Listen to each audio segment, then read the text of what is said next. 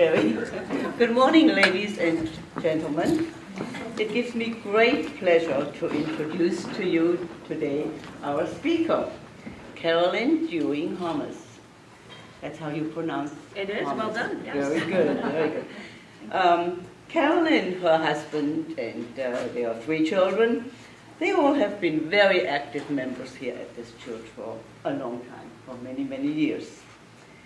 Carolyn is an executive coach and facilitator with Rockwood Consulting, a firm right here in Greenwich. Her work focuses on leadership training and executive coaching. She's working with large and small groups as well as individuals and specializes in high-performing teams, mindset, emotional intelligence, communication styles, feedback, and unconscious bias. The last one. She is also the co-author of a book with the fascinating title, Fired Up or Burned Out: How to Reignite Your Team's Passion, Creativity, and Productivity. Carolyn's leadership training builds on a 20-year career in corporate and private banking. She was a senior vice president with HSBC's private bank, managing a team that covered clients in Europe, in the Middle East, and also in Asia. Before that, Carolyn had a 15-year career with Citigroup in New York, Sao Paulo, London, and Hong Kong. Sounds fascinating, no? Carolyn graduated from Georgetown University in political sciences and languages, and also from Columbia University with a master's degree in political economy and Latin American studies. Today, we will be hearing her presentation called Unconscious Bias. Most intriguing title, is it not? We've been thinking and talking about that for days now. So here's Carolyn. Thank you. Thank you. That was a very nice and long welcome. Just means I've been around a long time. So really looking forward to spending the morning with you and sharing some thoughts on uncovering our unconscious biases and also hearing your thoughts. I know that there was some conversations beforehand that were, I'm intrigued to hear what you have to say. It has certainly moved from the depths of neuroscience to the hallways of organizations and corporations, to churches and schools. People are concerned and interested and wanting to learn more about our unconscious biases. So today we'll have a chance to look at what is unconscious bias, and most importantly, what can we do about it? So I want to start with hearing your thoughts, giving you a chance to give me your first thought. Here we go. So if I ask you to close your eyes for a moment, I want you to think, imagine a homeless person. Open your eyes. What was your first thought? Might it have been someone like this? Or might it have been someone like that? Yeah. You want to know what happened in his life or her life to make that person homeless. And how did the society back up that possibility of being made homeless through rent controls and things like that? Sure. And sure. jobs. So what my request from all of you was just, what does that look like to you? What is your first thought? And the reason I had you do that is because our brain moves very quickly and it picks up cues and it picks up our experiences, what else has happened in our life, to create an idea of what a homeless person looks like. But the reality is that homelessness is very broad. Yeah, I have. This is your first picture. What's the first picture? Yes, Lying on a sidewalk in New York City or something Yeah. like that. Not Not a happy-looking person. No. I'm going to try to go back here. Okay. That All one. right. So what I want us to do is just explore, why is it that our brain does that? What is it that triggers some of these biases that we have? So we're going to start with, what is it? What is unconscious bias? When you think about it, what comes to mind? That you're biased and you don't even know you are about certain. That's the key. You are biased and you don't even know you are. That's the whole unconscious piece of it. And that's why it's worth talking about. That's why it's worth spending some time understanding. Because if it's unconscious, how do we know it's there and how do we know to change it? And yet, we know that our unconscious biases hurt other people. Mm-hmm. I also think we make like quick judgments, like you see somebody and it's like, sort of like yes or no, or like fear or not fear, or, you know, that homeless, it's like you want to help them, but, you know, You're also are they fearful. sick? Or you don't want to give them money because they might just buy booze and, you know, And it's all happening really quickly. Quick. And that is where the foundation of our unconscious biases come from, which we'll talk about. They're actually a danger detector. They're part of our survival mechanism. So if we think about what it is, I'm going to tell you a quick story. I'll tell you two stories. One is really quick, which is a little bit embarrassing because it's about my own unconscious bias, although I think Mark would say more conscious than unconscious. Many of you know our daughter, Catherine, and our youngest daughter, and she was a sophomore at Georgetown University. And she had several concussions and had spent most of the semester inside her room in a dark room, going to class and going back to a dark room. So it was a rough go for her. And so when she called me one day, all giddy, and said, "Mom, I just met this boy." And I'm like, "Oh, that's great." And they said, "What's he like?" "He's tall, he's handsome, and he's a football player." I'm like, "Oh, sweetheart, don't date him." And she's like, "What? We don't even know him." I said, "Do not date a tall, good-looking football player." That's like bad. That's just bad news. So 5 years later, Harry is a big part of our life. He's a great guy, and shame on me. Shame on me, really. So, and it happened within a second. The other story I wanted to share with you is a couple years ago at Starbucks. You might remember there was a story about two black men were sitting in Starbucks, and they were waiting for a meeting. They were actually I think they were looking to have some sort of interview for a job. They didn't order any food. They went to the bathroom, came back, sat at the table, did not order any food. The manager walked over and said, "You can't be here." And they said, "Well, we're just waiting for someone." And he said, "You can't be here. You need to leave." And they didn't leave. He called the police. The police came and they dragged the two men out of Starbucks. That incident was the beginning of putting unconscious bias into our headlines. And it made a big difference because CEO of Starbucks, Howard Schultz, took that as a really important moment to make something really different happen in his organization. He closed all of the shops for one afternoon, cost him like $12 million, and he made sure everybody who worked at Starbucks went through unconscious bias training. He said, "I will not have that happen again. We want to treat people with respect, and we need to be aware." And that really started a movement within a lot of corporations to have unconscious bias training. I know that JP Morgan recently did that for all their employees. So it is important, and most importantly, what can we do about it? So let's have a look. Why do we have them? What is it? Why do we have them? These are these impulses. Somebody said, Pat, Kathy, they're quick. These are impulses that we have. And most often we're not aware of them because they're a part of our unconscious. And they are influenced by our background, our cultural environment, and our personal experiences, as you were saying earlier, Anita. So imagine all of our data, all of our background gets put in to the process of making these very quick choices, the very quick decisions. And they trigger our brain to make judgments and assessments of people. And that's the danger. But it's also there to protect us. So it started out, as I mentioned, it was our survival mechanism.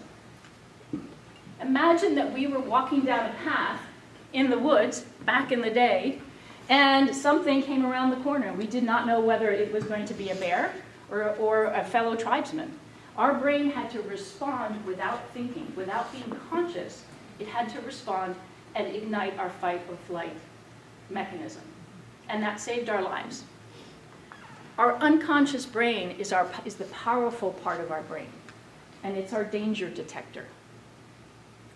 So if you're walking down the street, if I'm walking down the streets of New York by myself at night, and I see somebody approaching me that doesn't look like me, my brain would probably trigger the thought, am I safe? Do I feel safe? Should I cross the street? And I know we've all heard stories about people, including ourselves, crossing the street because somebody approaching us doesn't look like us. We may be perfectly safe, but our brain's first job is try to detect whether or not we are. And the reality is that the world is a complex place. There is a lot of information coming at us and that our brain has to process. As a matter of fact, we have 11 pieces of information coming to us at any one time. But our conscious brain can only process about 40. So imagine all the other pieces that have to be dealt with. And we're making about 35,000 decisions a day. Everything from should I take a step forward to how do I brush my teeth, what do I do when I get in my car, how fast should I breathe, that are happening all the time without us being aware of them. And that's our unconscious brain at work. So the only way that we can handle all this information and determine whether or not we're safe or not is to create these shortcuts. And these are the shortcuts that get us into trouble. Sometimes they help us, but sometimes they hinder us. But they're necessary, right? And they're created by our personal experiences and our social norms. But they lead to stereotypes. And they're hard to change because they're part of our unconscious brain. And this unconscious brain is so powerful, it actually represents 95% of our brain. So the conscious brain is only 5% of our total brain. And it's what Sigmund Freud called our conscious brain is just the tip of the iceberg. And later someone said, it's actually a snowball on top of the tip of the iceberg. It's that small in comparison to the power of the unconscious brain. Has anyone read Thinking Fast and Slow? It's a great book. It's a thick, you have to use your conscious brain to get through it. It's written by Daniel Kahneman. He's done a lot of great research and work on the unconscious brain or on unconscious bias. And what he points out is that we have these two brains, and that the first one, system one, is fast and intuitive, as I was describing, all those decisions that it has to make. It operates automatically and quickly, and it can help us with routine things. Like it can say, if I say, what's 2 plus 2? What's 4? Hey, if I do that again. What's 2 plus 2? 4. How long did that take? Now a second. Do you like I'm making a sandwich for my children with peanut butter and jelly. That's your unconscious brain. And it continually constructs a coherent interpretation of what is going on in our world. And Kahneman calls it the hero. It is doing the major work. So I'm going to have you read this out loud together, okay? Take a look. I'm going to wait for Max, because Max is going to do a really good job with this. Ready. And I just want to have you nice and loudly just read what I put up here on the screen. Ready?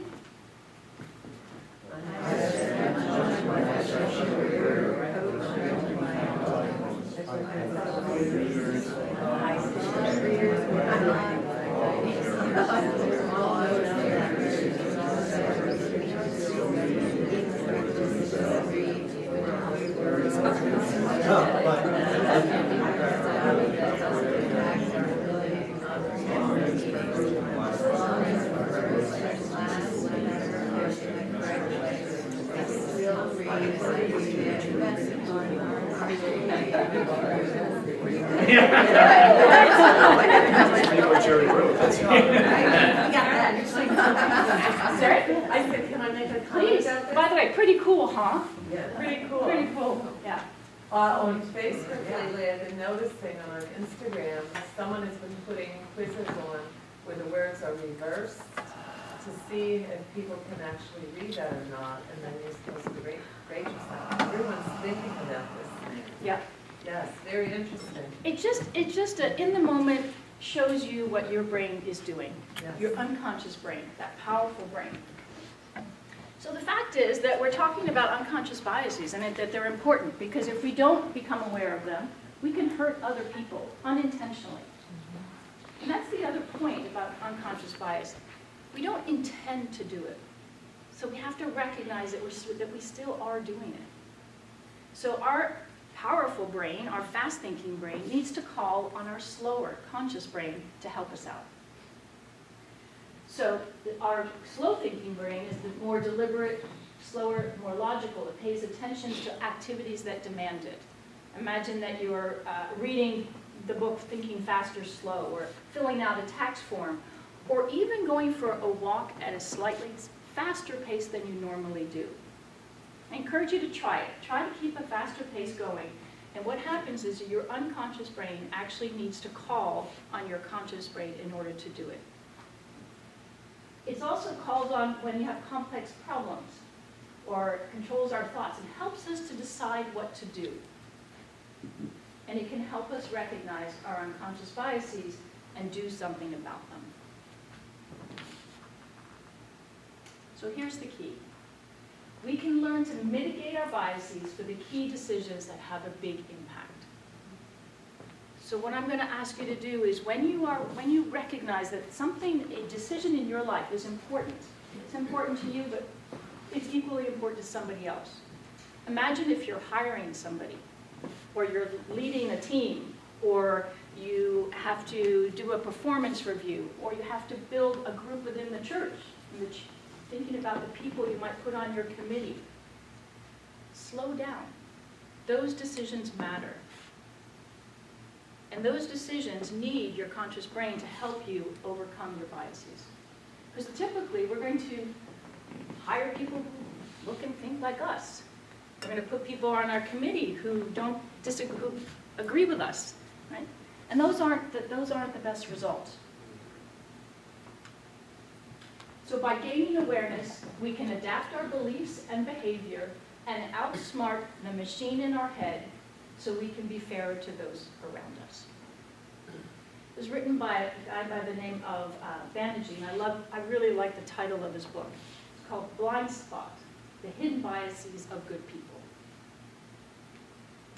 Okay, so I'm going to introduce you to a couple things, and I want to move into a few biases. I'm also conscious of our time. So just to give you an idea of how much work is being done out there and how important this has become, there's a project that's been around for about 10 years called Project Implicit. And it's a consortium from Harvard, University of Washington, University of Virginia. And what they have put together are these tests. And I've taken them at home. You can go online, it's free. And I think they have like 20 different biases that they're testing for. It says over 9 million, I think it's like 10 million now, about 10 million people in 20 countries have taken these tests. And what they do is they gather their research, and it helps people, it helps organizations understand really underlying biases that we'd like to believe we don't have. Because after all, we're thoughtful human beings. So for example, we'd like to believe that we're neutral when it comes to race and skin color, right? We know better. But yet, realistically, when people take the test, 68% show a preference for light skin compared to dark skin. 77% of the people show a preference for young people compared to old people. Bigger number.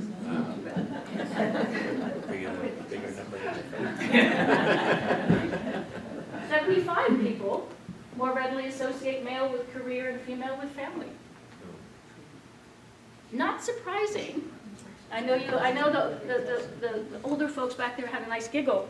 But the fact is that those are our biases. So when we're making decisions about other people, these are coming in, whether we'd like to admit it or not. And it may not be true for every one of us, but I encourage you to go on. The test there's a website there, it's called Implicit. And just test yourself. You'll be surprised. There'll be nobody else watching. And it's a quick, you respond quickly to their questions. And you'll see sort of what creeps in. All right. So we have many biases, over 170. Matter of fact, they're still finding new ones. And they will probably not stop. We have a bias against tall people. We think they're smarter. We have a bias about where people live. We have a bias about where people go to school. We have a bias about how long their limbs are. You name it.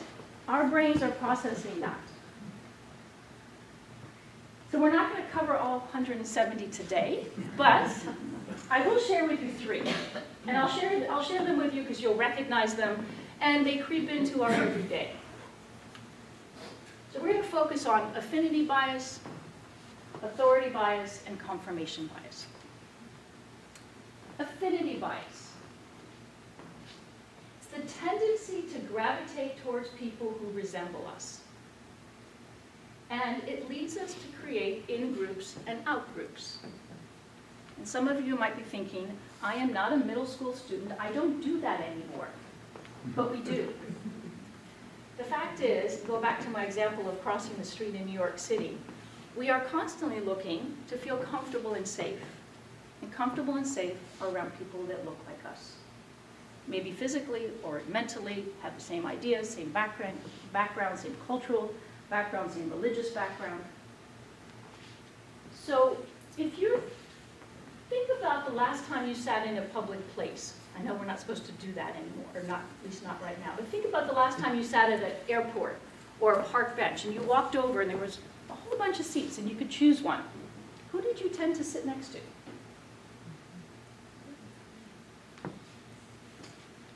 We tended to sit next to the people with whom we feel safe.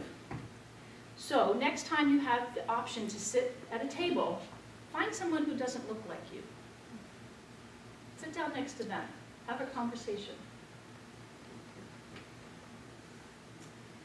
So I'm going to share a quick video, something really powerful about affinity bias.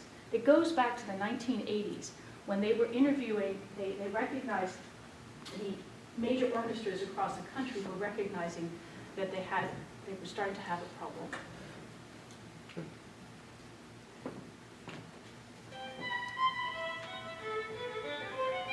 Think of this as the blind audition step. In the 1980s, orchestras began holding blind auditions to deal with gender bias. Musicians played behind a screen that blocked them from the view of the judges. The results? The number of women in top US orchestras has increased 5-fold.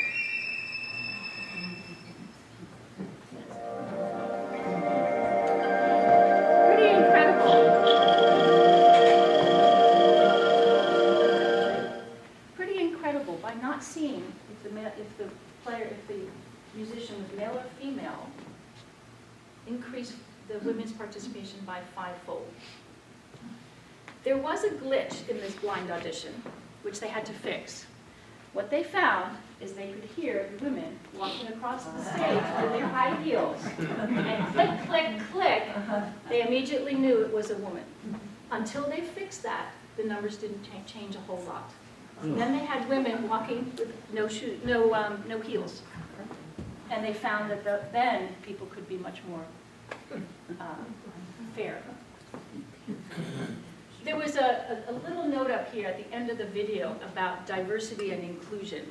And I was going back to what organizations are doing today and putting in place policies that really safeguard employees, or trying to safeguard employees around the issue of diversity and inclusion, which is really the next step to understanding how unconscious bias comes into our workplace.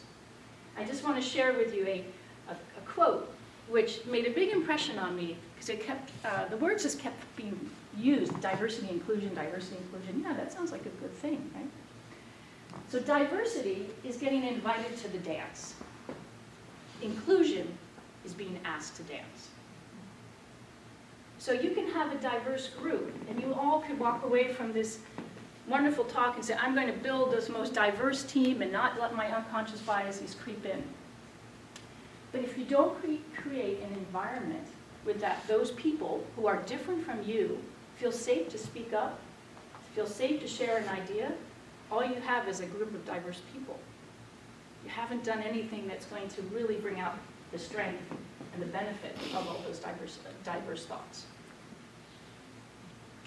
All right, so we have until what time?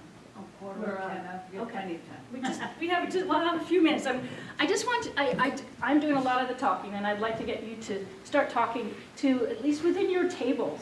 And I just want to have you think about, if you had to be honest with yourself, you can just turn to your neighbor, who are some of your in-groups?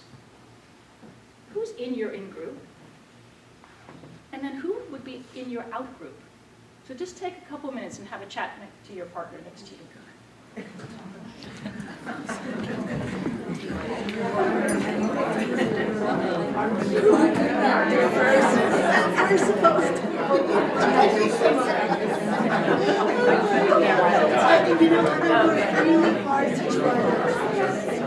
Being outside of my number. All right, yeah, thanks.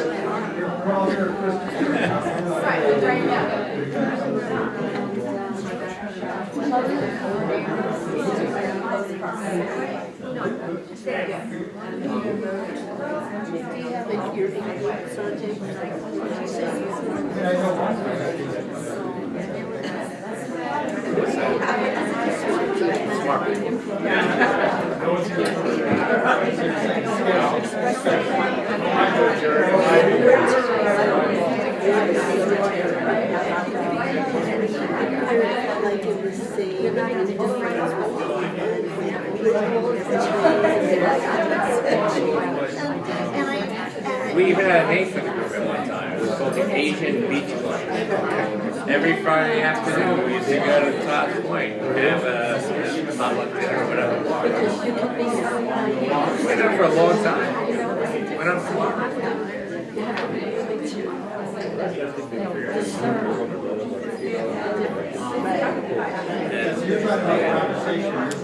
Like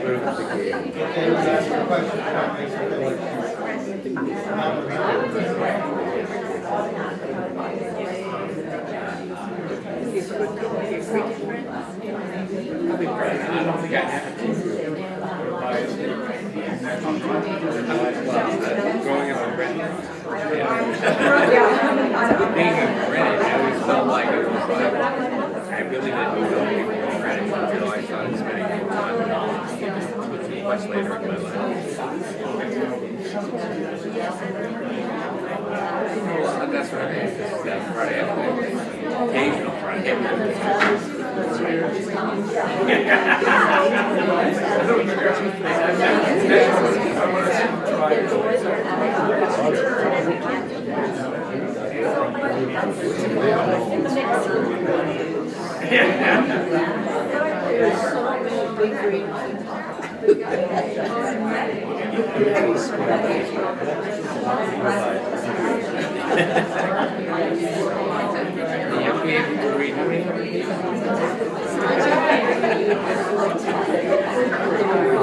You can just take a moment to wrap up.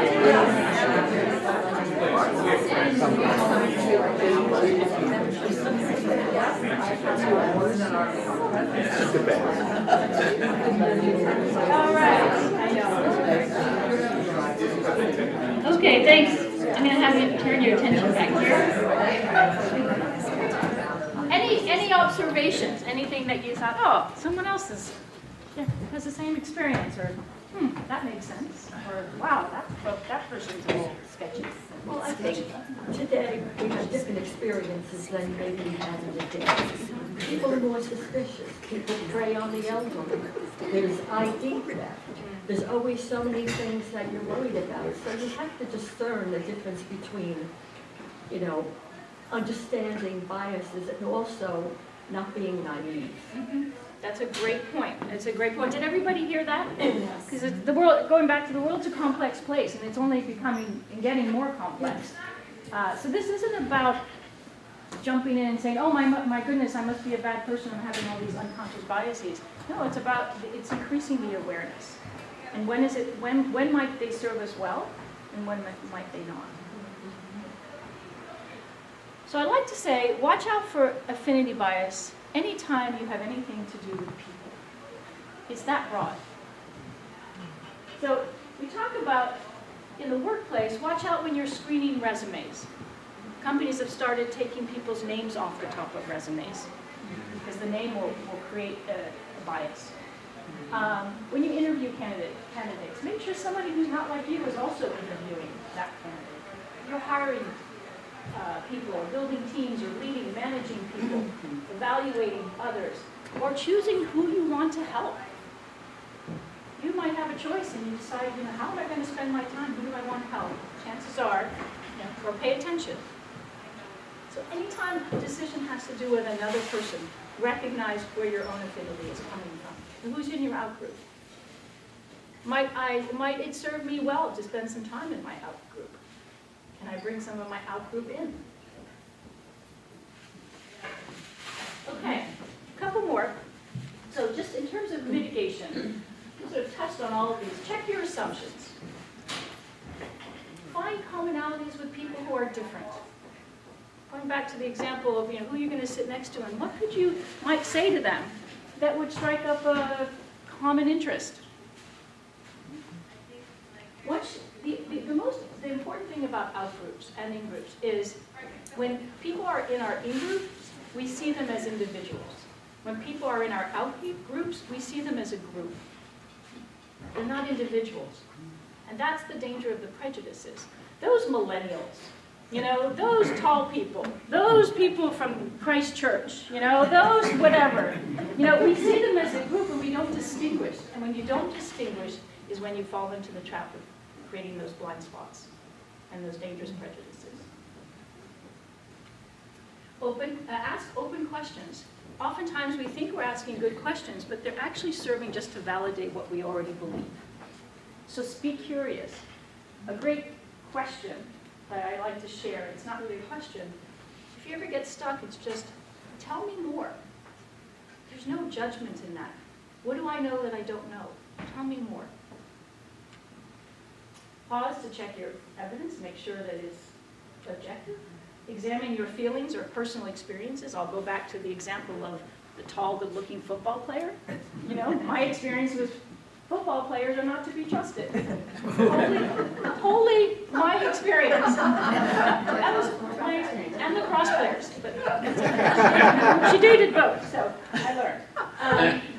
Find shared goals with your out-groups. Make a point. Find out what's also important to them. All right. Moving on to the next bias that's important. An interesting one to talk about in a church, actually. And that's authority bias.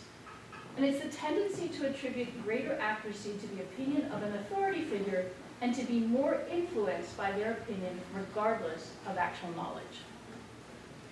And this one actually we do discuss in a corporate setting because of the hierarchy of the corporate setting. And oftentimes what happens is that people just defer. This is not about being a wise guy and challenging leadership. This is about how do I bring my voice to the table when it's most appropriate. Because the danger is that you don't. And the story and the example I want to share with you is maybe one that you remember. Back in 1997, Korean Air Flight 801 was flying from Seoul to Guam. It was late at night and bad weather. It was misty, and the site, they were having a hard time finding the airport, finding the runway to land. The pilot, who was the senior pilot, had a co-pilot and a first mate. And in the black box, they heard the co-pilot and the first mate say to the pilot, "We can't see the runway. We can't see the runway." The senior pilot dismissed them, and they did not push back. And the reality was they didn't realize how low they were because one of their indicators was not working. They said it one more time, and then the next thing you know, the senior pilot, tried to veer off because he realized he was about to crash. He couldn't. And 229 people of the 294 people aboard were killed. Interestingly, Korean Air took that experience and changed the training of their pilots and their co-pilots. So that the hierarchy, which is standard in Korean society, and to be respected, did not serve them well here. And it caused they believe was the main reason for that crash.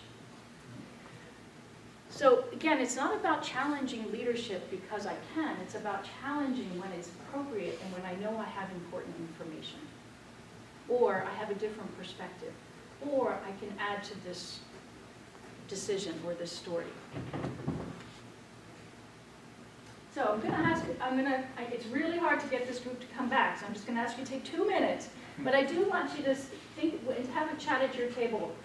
Think about a time when you experienced authority bias, either because you were the authority figure, or you were the junior person and experiencing it in your own way. So just take a moment and see if one story or another comes to mind.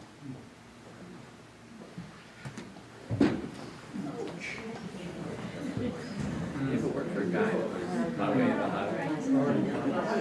So, he's lucky.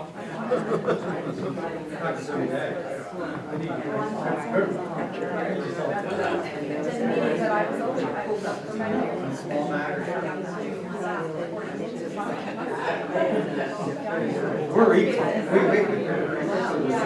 There's no authority in our family. Unless it comes to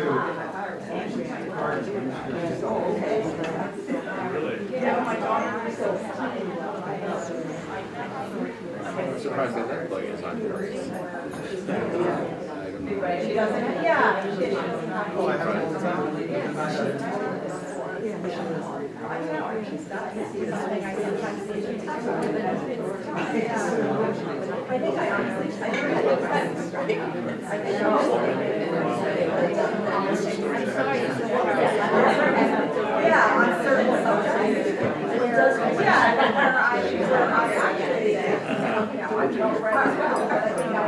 That's right, because then everybody said, oh my gosh, she's a lawyer. Right? She must know her stuff. But she's talking.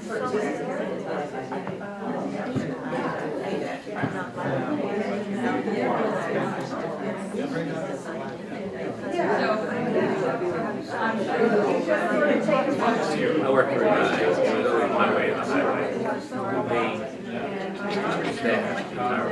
Everybody knew that. I work for exactly. But it's just not the law. Because everybody feared him so much that whatever he said, that would be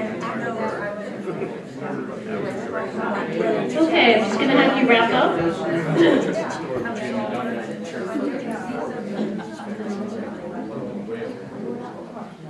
Trader was taking these big bets. Would Mr. Dewing-Hommes please turn his attention to Question for anybody who would like to answer. What could you have done differently? I'll give you an example. As many of you know, I do interim ministry, or I did, I'm retired now. And I served a church that was very much, certain members were very much against the senior minister going on the Selma, Alabama march back, a long time ago. I forget what year. And some parishioners were so upset about it, they burned the church down. Oh my gosh. So I walk into this situation, and what was I to do? I had the interim training, how to, you try to neutralize the conflicting forces within a church, and I figured out who were the ringleaders, because a lot of this is power issues. Who's going to have the power and who's going to dictate? And, ministers can be caught in a trap too. And I couldn't get anybody to back me. They were afraid. What had to be done? So I called the conference office and I said, if I can't get these people to move, the church was rebuilt, by the way. If I can't get these people to back me against the people that are segregationists and, you know, want nothing to do with integration. And I said, I'm wasting my time here. I'm going to leave. And I told this to some of the diaconate members. And I said, you've got to get behind me or I'm leaving. You know, I had to ask permission, could I leave, you know, from the conference office. And I can remember the struggle that some of the diaconate members had, but finally they backed me. We neutralized the people that thought they had the power to control that church and the minister that would come after me because I was only an interim. It was almost the reverse. The authority was the figure that they weren't going to. That's right. And the troublemakers left the church. And the church is doing well, you know. But it was a tough job. So thank you. Thank you. So watch out when we default to someone else's opinion because of their higher rank. We defer to authority because of how we were raised. And we have an idea, but we don't share it. Some of the things we can do to mitigate that is create an environment where it's safe to challenge. Be humble. Remind people that you don't have all the answers. This is if you are the authority figure. Solicit ideas from others before giving your own. And if you're on the other side of that hierarchy, speak up when you can offer a fresh perspective. Check in to see if the opinions of the authority overrides your own. Because sometimes it's just easier to say, I'll just go with that person, they're in charge. You know, that's their responsibility. Rather than saying, well, I may have something important to offer. Like we can't see the runway. We can't see the runway. All right, our last one is confirmation bias. Anybody have an idea of what this is? Although, of course, it's defined up there. But if you think about confirmation bias, what do we like to do? Have people agree with us. We like to have people agree with us. Absolutely. Absolutely. Why? Because we like to be right. That is how we are wired. As human beings, we like to be right. So that we have the tendency to accept information which confirms one's pre-existing beliefs while giving less consideration to contrary information.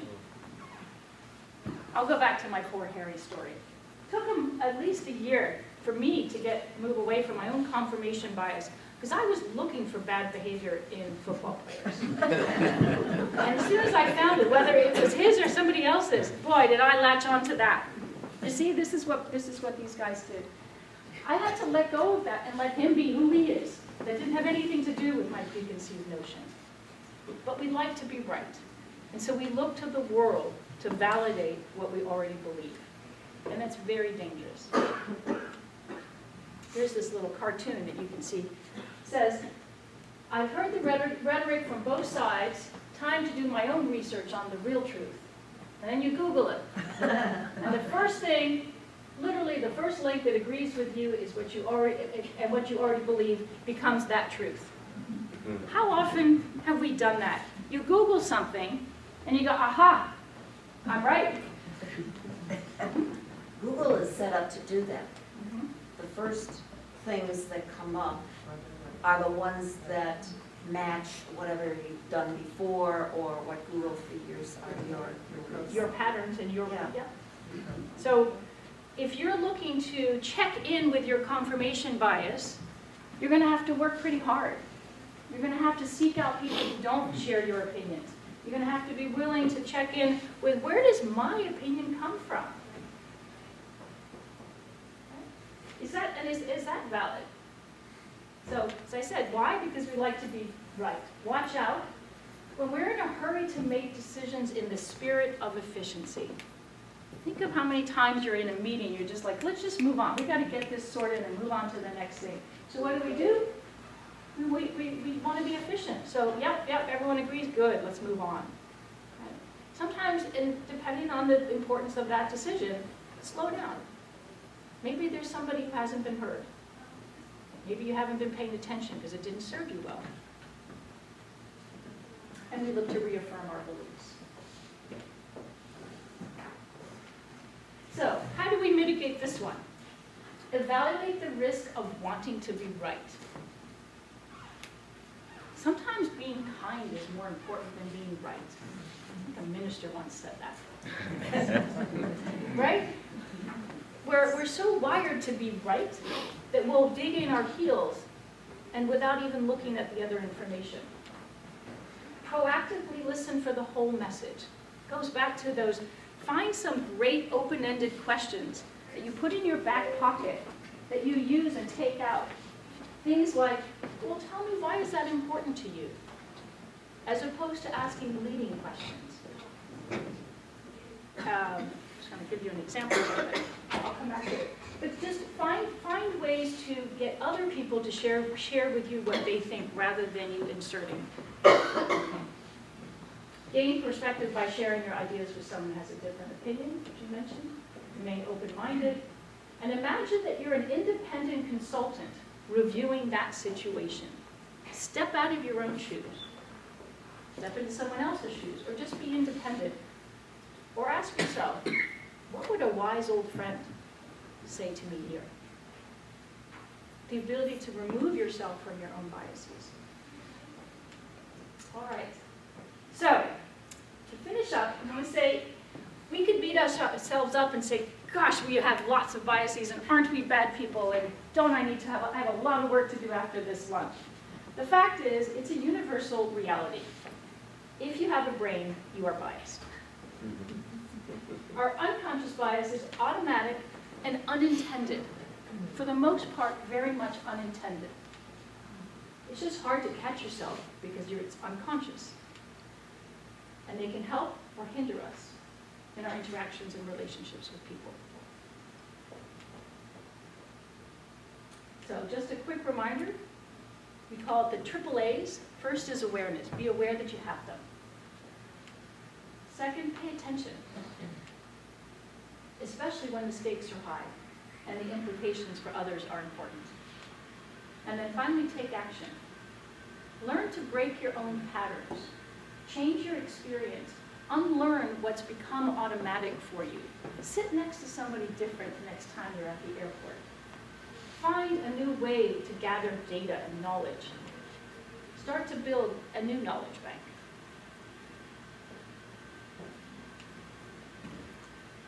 Because at the end, we are a cognitive minefield. Slow down and ask for reinforcement from your conscious brain.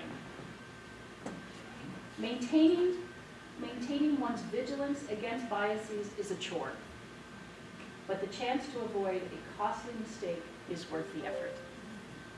Thank you.